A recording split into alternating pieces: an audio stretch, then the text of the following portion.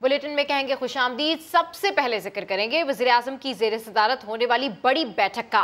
कौमी सलामती कमेटी ने अमरीकी साजिश को मुस्तरद कर दिया। एलामिये के मुताबिक साजिश के कोई शवाहिद नहीं मिले। खुफिया इदारों ने खत की तहकीकात की। साजिश का सबूत न मिलने से आगाह कर दिया। कमेटी ने गुज़िश्ता इजलास के फैसलों की तौसीक़ की। इजलास में सर्विसेज चीफ्स, वफाकी वज़रा और आला सिविल और अस्करी हुक्काम ने शिरकत की। अमरीका में पाकिस्तान के साबिक सफ़ीर असद मजीद ने खत पर ब्रीफिंग भी दी। उस्मान खान रिपोर्ट कर रहे हैं। कौमी सलामती कमेटी ने पाकिस्तान में बैरूनी साजिश के जरिए हुकूमत तब्दीली का तासर यकसर रद्द कर दिया। कमेटी की 38वीं बैठक में अमेरिका में साबिक पाकिस्तानी सफीर असद मजीद की ब्रीफिंग, खत के मंदरजात ही नहीं मवाद के सियाको सबाक से भी आगाह किया। कौमी सलामती कमेटी ने खुद भी मरासले की तहरीर पर नजरसानी की। मुल्क के आला तरीन सिक्योरिटी इदारों ने तहकीकात करके आगाह किया कि किसी बैरूनी साजिश का कोई सबूत नहीं मिला। वज़ीर-ए-आज़म शहबाज शरीफ की सरबराही में होने वाले इजलास में chairman joint chiefs of staff committee, तीनों मुसल्लह अफवाज के सरबराहान, मुतलका वज़रा और आला हुकाम ने सिक्योरिटी एजेंसीज के अख्ज़ करदा नतायज का जायजा लिया। तफसीली गौर खौज के बाद दो टोक करार दिया गया कि पूरे मामले में कहीं कोई बैरूनी साजिश नहीं। ये जो साजिश का जो ड्रामा रचाने की कोशिश की जा रही है और लोगों को कंफ्यूज किया जा रहा है, कोई ऐसी चीज़ नहीं थी। पूरी डिस्कशन के बाद कंसेंसस के साथ प्रेस स्टेटमेंट जारी हुआ है और प्राइम मिनिस्टर ने ये फैसला किया है कि इस स्टेटमेंट के अलावा जो है वो इसके ऊपर और कोई तबसरा या इसके ऊपर कोई और बयान जो है वो नहीं दिया जाएगा। कौमी सलामती कमेटी ने खत के हवाले से अपने गुज़श्ता इजलास के फैसलों की तौसीक़ भी की। कौमी सलामती कमेटी के एलामिये में कहा गया है कि खत में साजिश के सबूत नहीं मिले। एलामिये पर बात करने के लिए हमने राब्ता किया है वज़ीर मुमलिकत बराए खारजा हिना रब्बानी घर से। बहुत शुक्रिया, आपने समा के लिए वक्त निकाला। हिना साहबा, कौमी सलामती कमेटी के आज के एलामिये से ये समझा जाए कि इमरान खान का मौक़िफ़ 100% गलत था? जी देखें, मतलब पहले तो इस चीज़ के ऊपर मौक़िफ़ होना ही आई थिंक कम्प्लीटली गैर ज़रूरी था। वो जो एक हमारा एक ट्रेडिशन है कि एक नई ट्रक की बत्ती के पीछे पूरे मुल्क को लगा दो और उसमें से खुदारी ढूंढने की कोशिश करो, बजाय इसके कि हार्ड वर्क परसेवरेंस करके मुल्क की इकॉनमी को ठीक किया जाए, मुल्क के डिप्लोमेटिक स्टैंडिंग को ठीक किया जाए। वो एक ट्रेडिशन जो हमने पिछले 3 साल में नजर आया, वो हमें इस चीज़ को एक इशू बनाने में भी नजर आया। मेरे नज़र में जो सोचते समझते लोग हैं, जो एनालिसिस पे और फैक्ट पे अपनी असेसमेंट को बेस करते हैं, उनके लिए आज के एलामिया के बाद आई थिंक कंप्लीट क्लैरिटी आ जाती है कि इसकी क्या, इस पूरे साइफर की क्या असेसमेंट है। उसके ऊपर आपके प्रीमियर इंटेलिजेंस एजेंसीज मुल्क की बैठी हुई हैं, जिसने वो साइफर लिखा हुआ है वो बैठा हुआ है, आप पे वज़ीर-ए-आज़म उसको चेयर कर रहे हैं और आपके कई गुजरा उसमें बैठे हुए हैं। और उसमें क्या लिखा गया है कि there is no evidence of any conspiracy anywhere. However, क्योंकि पिछले एलामिया ने ये कहा था कि हम इससे इन्फर कर सकते हैं कि ये इंटरफेरेंस है। अब इंटरफेरेंस को समझना जरूरी है। जब मैं ये कहती हूँ कि प्राइम मिनिस्टर मोदी के होते हुए पाकिस्तान के ताल्लुकात इंडिया के साथ बेहतर नहीं हो सकते, क्योंकि वो इंडिया को एक गलत डायरेक्शन में लेके जा रहे हैं, उसको एक हिंदुत्व का रंग दे रहे हैं, एक्सट्रीमिस्ट इंडिया आ रहा है, तो यकीनन मैं मदाखलत कर रही हूँ इंडिया के इंटरनल अफेयर्स में, क्योंकि मुझे ये हक नहीं पहुंचता कि मैं चूज करूं इंडियन की पॉपुलेशन के लिए कि वो किसको इलेक्ट करें, लेकिन मैं अपना व्यू जरूर दे रही हूँ। तो ऑनेस्टली स्पीकिंग इसीलिए ये जरूरी समझा गया। और अब आप देखें, यहाँ से पता चलता है कि अब स्पिन क्या सारा दिया जा रहा है। स्पिन ये दिया जा रहा है कि असद मजीद खान साहब, जो कि एक निहायत ही डिलिजेंट प्रोफेशनल ऑफिसर हैं with a lot of integrity, for 32 years ये serve this country with integrity, और अब पीटीआई की तरफ से मौक़िफ़ ये आ रहा है कि वो डट गए, वो खड़े हो गए। उन्होंने ही तो आके एनएससी कमेटी को बताया कि जी ये मैंने कहा था, ये जब साजिश के कोई सबूत नहीं मिले हैं तो खत को साजिश कहने वालों के खिलाफ कोई कार्रवाई की जाएगी फिर? देखें, ये एक अच्छा सवाल है और इसका जवाब मैं यहाँ से दूंगी कि क्या हम मुल्क में, जो कि ऑलरेडी एक इकोनॉमिक बहरान में एम्ब्रॉयल हुआ है, जो एक डिप्लोमेटिक बहरान में भी एम्ब्रॉयल हुआ है, उसको आप उस मुल्क की रिसोर्सेज, उसका टाइम, उसकी एनर्जी एक और रेस में, एक और किसी ढूंढने में आप वेस्ट करना चाहते हैं, या जिस बंदे ने वो साइफर लिखा और जो वो अगर कैटेगोरिकली उसने आके एनएससी की कमेटी में इन सारे मोअज़्ज़िज़ लोगों के साथ, पोजीशन होल्डर्स के सामने, सिक्योरिटी एजेंसीज के सामने अपना पूरी असेसमेंट कैटेगोरिकली दे दी, और इससे भी ज्यादा इंपॉर्टेंट बात जहां से मैलिफाइड इंटेंशन शो करती है, ना using the strong words, intentionally. Mala fide intention यहाँ से शो करती है कि उस साइफर के नीचे भी 3 लाइनें इन्हीं सफीर ने, असदुद्दीन खान साहब ने, अपनी प्रोफेशनल असेसमेंट और रिकमेंडेशन दी, और वो प्रोफेशनल असेसमेंट और रिकमेंडेशन क्या थी? वो ये थी, उसी सफीर में जिसका वावेला मचाया जा रहा है, और सॉरी जो साइफर है जिसका वावेला मचाया जा रहा है, उन्होंने कहा कि मेरे रिकमेंडेशन ये है कि आप वाशिंगटन डीसी के सफीर को इस्लामाबाद में बुलाए और उनको एक डिमांड दें और उनसे पूछें कि क्या ये आपकी गवर्नमेंट की ठीक है। बिल्कुल ठीक कहा, बिल्कुल ठीक कहा, आपका पॉइंट आ गया हिना साहिबा। अब इस सब के बाद पाकिस्तान तहरीक इंसाफ ने धमकी आमेज खत की तहकीकात कराने के लिए जुडिशल कमीशन बनाने का मुतालबा कर दिया है। साबिक वजीर खारिजा शाह महमूद कुरैशी कहते हैं, शहबाज शरीफ बताएं आज के इजलास से क्या हासिल हुआ? इस इक़दाम से हुकूमत की साख मुतासिर हुई। आज साबित हो गया कि मुरासला दुरुस्त था। नेशनल सिक्योरिटी कमेटी के इजलास ने जो पिछला इजलास था यानी कि 37वां इजलास, उसकी फाइंडिंग्स को और उसके मिनट्स को इंडोर्स कर दिया। और अगर ऐसा ही होना था तो फिर मैं वजीर आजम शहबाज शरीफ साहब से बसद एहतराम ये पूछना चाहूंगा, इस इजलास की जरूरत महसूस क्यों की गई? इस इजलास से हासिल क्या हुआ? आपने अपने लिए मुश्किलात पैदा की हैं। एक जुडिशल कमीशन सुप्रीम कोर्ट के चीफ जस्टिस की सरबराही में या उनकी सवाबदीद पर तश्कील पाए और वो जुडिशल कमीशन एक ओपन हेयरिंग के जरिए मामलात की छानबीन करे। वज़ीर इत्तलात मरियम औरंगजेब कहती हैं, इमरान खान ने आयन पर हमला आवर होने की गलती की, उन्हें बैरूनी साजिश की बात करने पर शर्म आनी चाहिए। अब इंतखाबात में साजिश होगी, ना मुदाखलत, ना RTS बैठेगा और ना ही धुन चाहेगी। इमरान खान ने तोशाखाना में डाका डाला, 20% अदायगी करके ली गई, खड़ी 18 करोड़ में बेची गई।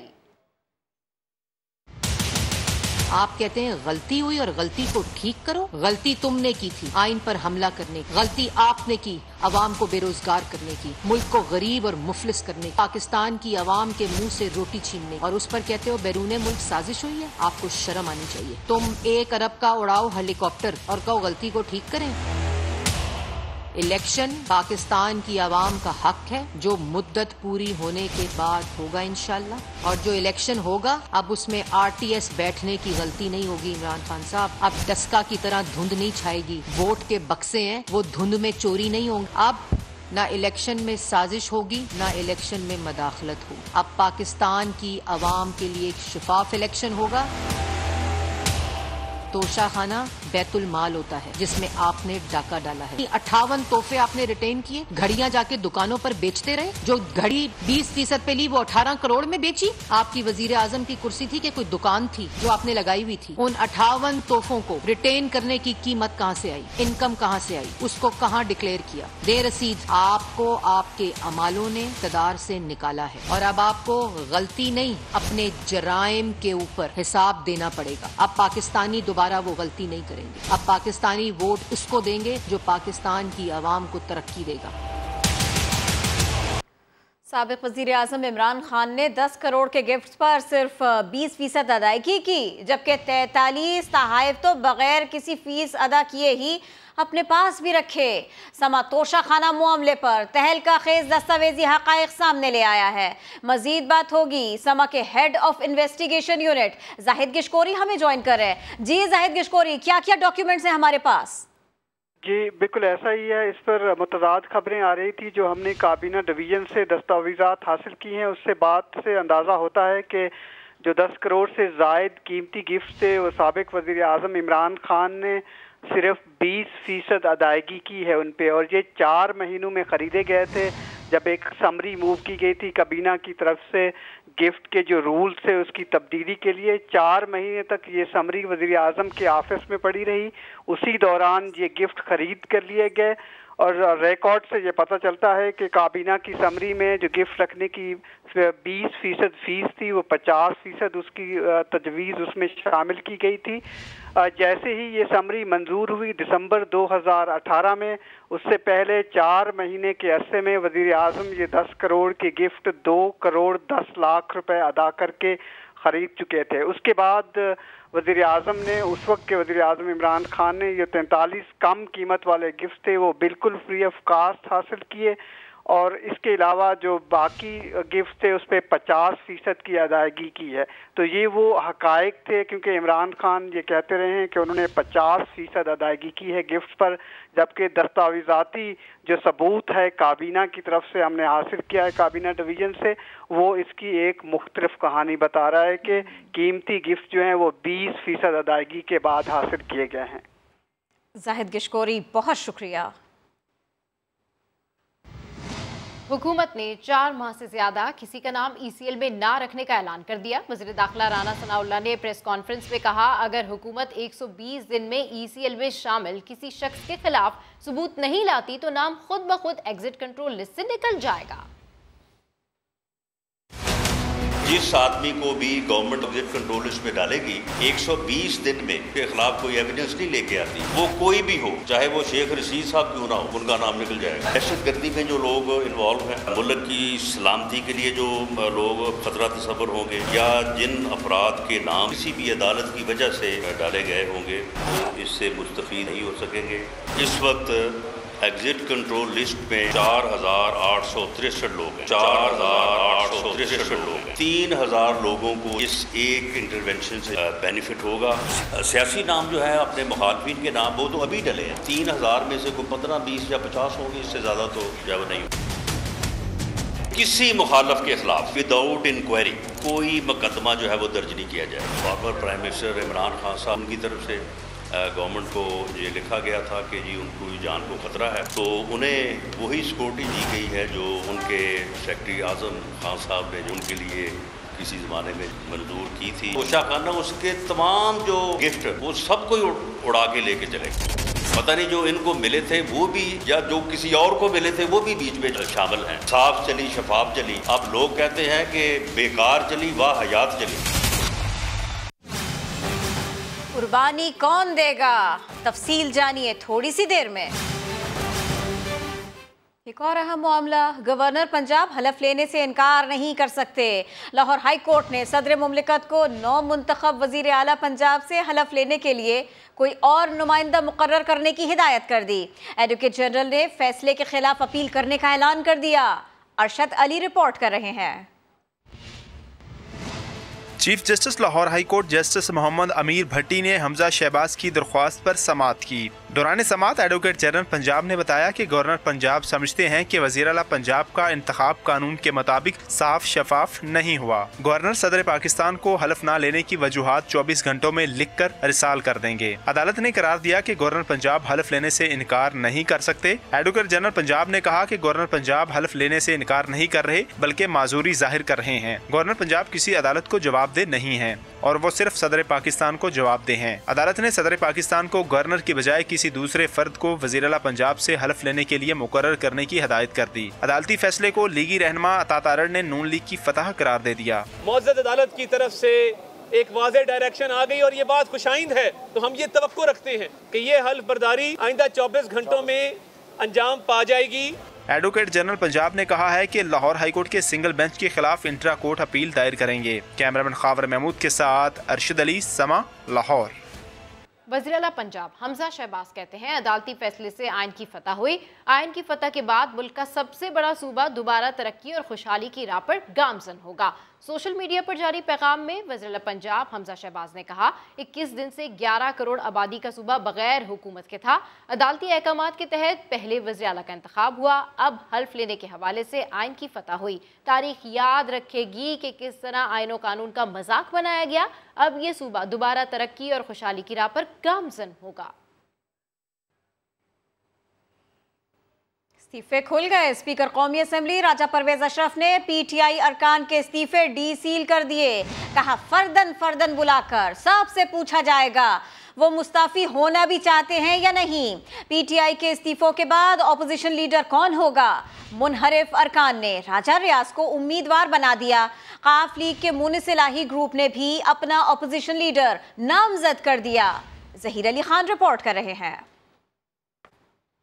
स्पीकर कौमी असम्बली ने तहरीक इंसाफ के MNAs के इस्तीफे डीसील कर दिए। कहते हैं सबको बुलाकर तस्दीक की जाएगी। PTI का फ्लोर क्रॉसिंग होने का बयानिया यकसर मुस्तरद। बोले, रूलिंग दे चुका हूँ, आइन और कानून के मुताबिक फैसला भी जल्द होगा। मुझे इन्होंने इस्तीफे दिए, ये जिनकी तरफ से इस्तीफे मुझे मौसूल हुए उनको मैं बुलवाऊंगा और उनसे बिल्कुल दू बदू बात होगी। फ्लोर क्रॉसिंग जो है वो तो बिल्कुल न्यू है। फ्लोर क्रॉसिंग उस वक्त कहते हैं कि जब आप पार्टी का हुक्म प्राइम मिनिस्टर के वोट के लिए ना माने, और दूसरा मनी बिल पर अगर वोट हो। दूसरी जानिब अपोजिशन लीडर बनने की दौड़ में काफ लीग दो दड़ों में तकसीम। काफ लीग का एक ग्रुप हुकूमत में शामिल हो गया, दूसरे ने मुनिस इलाई और फारूक खान के दस्तखत से हुसैन इलाई को अपोजिशन लीडर के लिए उम्मीदवार नामजद कर दिया। मुकाबले के लिए पीटीआई के 13 नाराज अरकान ने डेमोक्रेटिक के नाम से अपना ग्रुप बना लिया। डेमोक्रेटिक ग्रुप ने राजा रियाज को अपोजिशन लीडर के लिए अपना उम्मीदवार, जबकि अहमद हुसैन ढेड़ को पार्लिमानी लीडर नामजद कर दिया है। ज़हीर अली खान, समा, इस्लामाबाद। सुप्रीम कोर्ट में आर्टिकल 63A की तशरीह से मुतालिक सदारती रेफरेंस की समाअत हुई। अदालत ने रिमार्क्स दिए। इज्जत का रास्ता यही है कि मुनहरिफ रुकन मुस्ताफी होकर घर जाए। चीफ जस्टिस ने सवाल उठाया, क्या हम सदारती रेफरेंस के अल्फाज के कैदी हैं या इससे हटकर तशरीह कर सकते हैं? वक्त आ गया है कि सियासतदान कुर्बानियां दें। समाअत ईद के बाद तक मुलतवी कर दी गई। इस्लामाबाद से रिपोर्ट कर रहे हैं शहजाद अली। सुप्रीम कोर्ट में 63A की तशरीह से मुतल्लिक सदारती रेफरेंस पर समाअत हुई। पीटीआई के वकील अली जफर ने दलाइल देते हुए कहा, 63A को शामिल करने का मकसद हॉर्स ट्रेडिंग खत्म करना था। 63A की खिलाफ वर्जी आइन की खिलाफ वर्जी है। 63A के नतीजे में वोट शुमार नहीं होगा।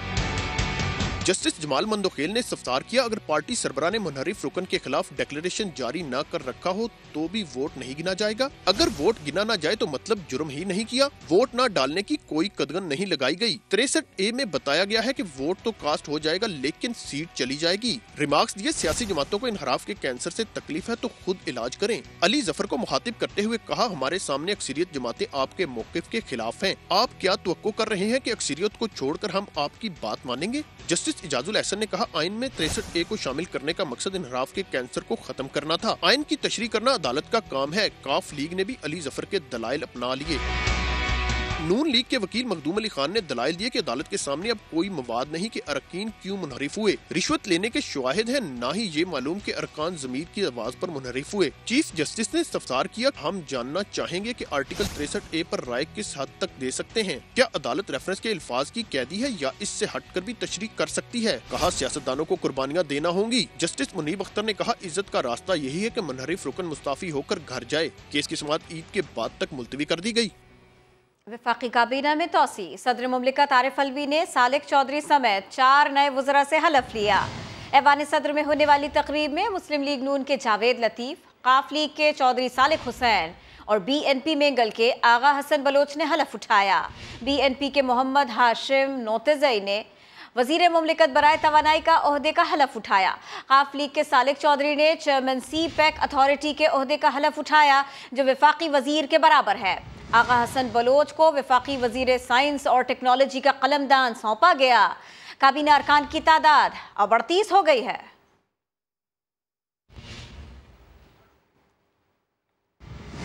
तकब्बुर और मुनाफकत से खुद को बचाओ। चौधरी शुजात का नौमुंतखब वजीर चौधरी सालिक को मशवरा। काफ लीग के सरबरा का कहना था कि अवाम के मसाइल इलेक्शन या हुकूमत की मुद्दत पूरी करना नहीं, लोगों को गुर्बत से निजात दिलाई जाए।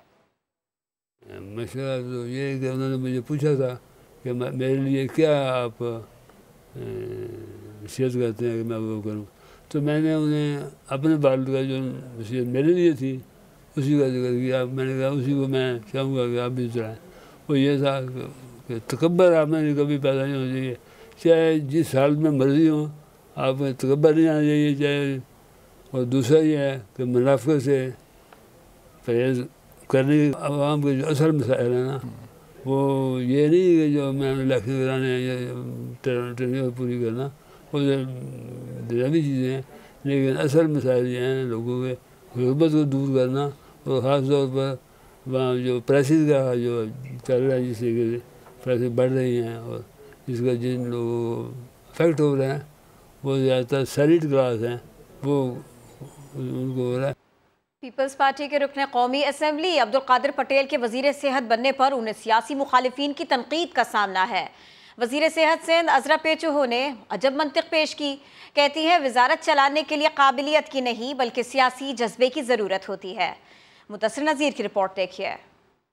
मिनिस्टर का काम ये नहीं होता है कि वो जो है टेक्निकल काम करे। मिनिस्टर का काम ये होता है कि वो पॉलिसीज़ देखे कि फॉलो हो रही हैं और काम जो है उस तरीके से हो रहा है जिस तरीके से होना चाहिए। वजारत चलाने के लिए काबिलियत अहम है या सियासी जज्बा? पीपल्स पार्टी के रुकन कौमी असम्बली अब्दुल कादिर पटेल के वफाकी वजीर सेहत बनने पर यही सवाल जब समा ने वजीर सेहत सिंध अजरा पेचो से किया तो इन्होंने काबिलियत के बजाय सियासी जज्बे को अहम करार दिया। देखें, एक पॉलिटिकल विल होती है और वो पॉलिटिकल विल जो है वो आपके नॉलेज से भी बढ़ के होती है। अगर वो उनमें और वो मैं समझती हूँ उनमें पॉलिटिकल विल है कि वो काम करना चाहते हैं और बेहतरी के लिए काम करना चाहते हैं। अजरा पेचो समझती हैं कि वजीर का काम तकनीकी चीजें देखना नहीं होता, बल्कि इसकी जिम्मेदारी पॉलिसीज पर अमल दरामद कराना है। उनके पास बहुत प्रोफेशनल लोग बैठे हुए हैं, प्रोफेशनल लोग चलाने के लिए काफ़ी होते हैं। ये जो है, जब मिनिस्टर होता है वो सिर्फ देखता है कि ये जो है सही काम कर रहे हैं या नहीं कर रहे हैं। नेशनल लेवल पे टीम है जो टेक्निकली उसे आइडिया है कि किस तरह से हेल्थ डिपार्टमेंट को चलना चाहिए और उनका क्या रोल होना चाहिए, वो करेंगे बिल्कुल। वजीर सेहत सिंध तो अपनी पार्टी के वजीर का दिफा कर रही हैं, लेकिन इनके सियासी मुखालफिन इस तैनाती को मजाक करार दे रहे हैं। कहते हैं कि वजारत सेहत को माहिर सेहत की जरूरत है। हेल्थ मिनिस्टर जब डॉक्टर फैसल सुल्तान की जगह कादिर पटेल साहब आ जाते हैं तो बस दिल खून के आंसू रोता है। कुछ और दे देते हैं इनको, कोई डंडेमारी की मिनिस्ट्री दे दिया करते हैं इनको।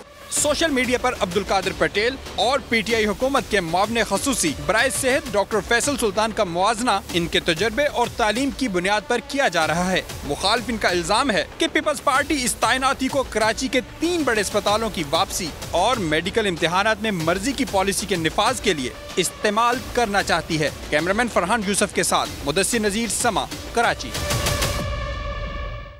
सेहत की वजारत संभालने वाले कादिर पटेल के लिए पोलियो पर काबू पाना बड़ा चैलेंज होगा।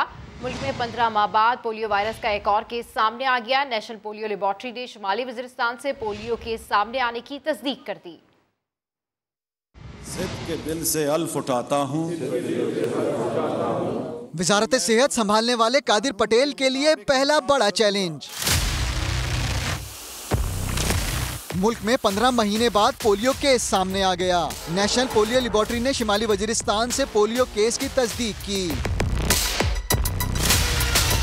इससे पहले पाकिस्तान में जनवरी 2021 में किला अब्दुल्ला बलोचिस्तान से एक पोलियो केस रिपोर्ट हुआ था, जबकि 2020 में खैबर पख्तूनख्वा से पोलियो के 22 केस सामने आए थे।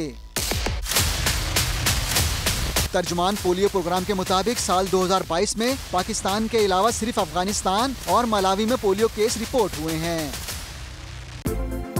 Welcome back. और अब जिक्र करेंगे काली वर्दी वालों के काले करतूतों का। मेहर में आतिशज़दगी से मुतासरा अफराद के लिए भेजी गई इमदाद पुलिस एहलकार मोबाइल में भर कर ले गए।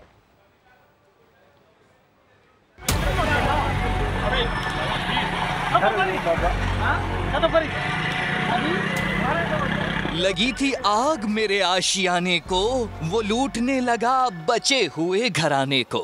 साईं मोबाइलन में ॾिसो सामान भरिजी वञे पियो। साईं तव्हां थोरो पंहिंजो इंतज़ारु करायो। साईं माल ग़रीबनि जो आहे या तव्हां माना सिंध गवर्नमेंट जो पुलिस वारनि जो ई कमु आहे, तव्हां पंहिंजो मोबाइलूं भरे वञी तव्हां वञी जेको सो पंहिंजे घरनि में बचनि खे खारायो। ये मंजर मेहड़ के गांव फैज मोहम्मद दरियाई में आतिशज़दगी से मुतासिर अफराद में इमदाद की तकसीम के दौरान कैमरे ने अक्सबंद किया, जहां इमदाद नहीं दी जा रही बल्कि काली वर्दी का रूप दिखाकर इमदाद लूटी जा रही है।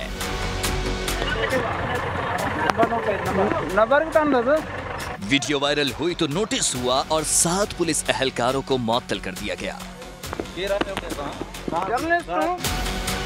अब भी इस राख से उठता धुआं 4 रोज पहले गुजरने वाली कयामत का हाल बता रहा है। देहाती यही कहते हैं कि उनका आशियाना जल रहा था और कोई मदद को ना पहुंचा। आग लगने से बाद हमने लाइव कॉल की, सबको कहा है आग जल रही है, फायर ब्रिगेड गाड़ी भी नहीं आ रही थी। 2 दिन हो गए, अभी तक आग नहीं बुझी हुई है। जो 2 दड़िया भरे हुए हैं हमारे बूथ है वो भी जल जाएगा यार। कुछ भेजो गाड़ियाँ, कुछ यार ट्रैक्टर भेजो। आपके घर को आग लगी ना तब पता चलेगा यार, कुछ किसान करो, हम भी इंसान है। 4 रोज गुजरने के बावजूद सिंध सरकार गफलत बरतने वालों का तयन नहीं कर सकी। कराची के इलाके शाह फैसल से लापता होने वाली दुआ पुलिस के लिए ये टेस्ट केस बन गया है। पुलिस की तफ्तीश टामकटोइयों तक महदूद है। पुलिस का दावा है कि लड़की खुद गई। वालिदैन कहते हैं बच्ची कचरा फेंकने गई थी, अगवा कर लिया गया। इस हवाले से रिपोर्ट कर रहे हैं अहमद रहमान खान। कराची के इलाके गोल्डन टाउन की रिहायशी 14 साला दुआ जहरा 16 अप्रैल को लापता हुई। वालिदैन के मुताबिक बच्ची घर से कचरा फेंकने बाहर गई और नामालूम मुल्जिमान ने अगवा कर लिया। 12:30 बजे के करीब बच्ची ये यहाँ पे मैं रहता हूँ, फर्स्ट फ्लोर से नीचे आई, उसने यहाँ पे कचरा रखा। उसके बाद नथिंग, उसका कोई सुराग नहीं, वो कहाँ गई, इस तरफ नहीं गई, उधर नहीं गई। पुलिस को दौरान तफ्तीश इलाके की एक CCTV फुटेज मिली है जिसमें देखा जा सकता है कि 16 अप्रैल की रात 4:10 पर नीली जीन्स और लाल स्कार्फ पहने दुआ जहरा गली के बाहर आई, लोडर गाड़ी को रोका और उसमें सवार होकर चली गई।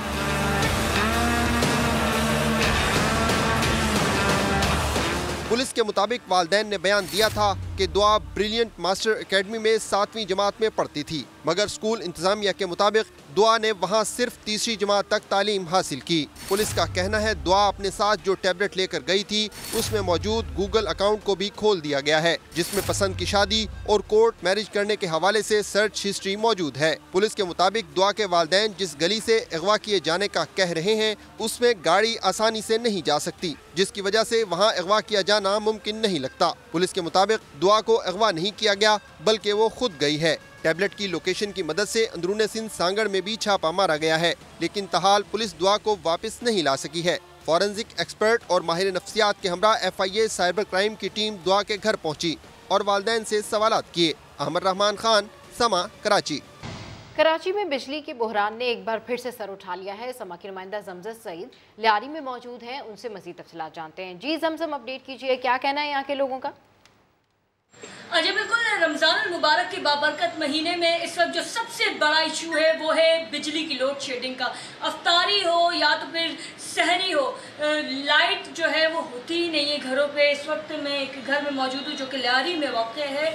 बात करेंगे इनसे। सहरी के टाइम पे भी नहीं होती, इफ्तारी के टाइम पे भी लाइट नहीं होती, अंधेरे में बैठ के देख सब काम करते हैं। ये मेरे कैमरामैन से मैं कहूँगी कि ये अकबर अली दिखाइएगा कि सिर्फ बिजली की ही नहीं, गैस की लोड शेडिंग भी जो है वो अपने उरूज पर है। सिलेंडर जल रहा है और इस सिलेंडर पर चाय बन रही है। मजीद भी घर के लोगों से बात करेंगे। आप बताइएगा मोहतरमा, आप क्या करेंगी? हम तो ना कुछ इबादत कर सकते हैं, ना कुछ इफ्तार कर सकते हैं, ना सहरी कर सकते हैं। जब सहरी और इफ्तार का टाइम आता है तो लाइटें नहीं होती है पूरा दिन। कितने घंटे की लोड शेडिंग? 11 घंटे। रातों को भी आप देखें लाइटें नहीं है, ना बच्चे सो सक रहे। शोर भी काम से थके हुए आते हैं, उनके भी BP हाई होते हैं कि घर में जाएंगे 2 घंटे सुकून से नींद करेंगे। घर में भी सुकून नहीं है तो बंदा कहाँ जाएगा? उरूज पर है। 11 घंटे जो है घरों पर बिजली ही नहीं होती। सहर और अफ्तार के औकात जो है अंधेरे में गुजारने पर मजबूर है शरीफ। जी, अपडेट करने के लिए शुक्रिया जमजम। देखते रहिए समा।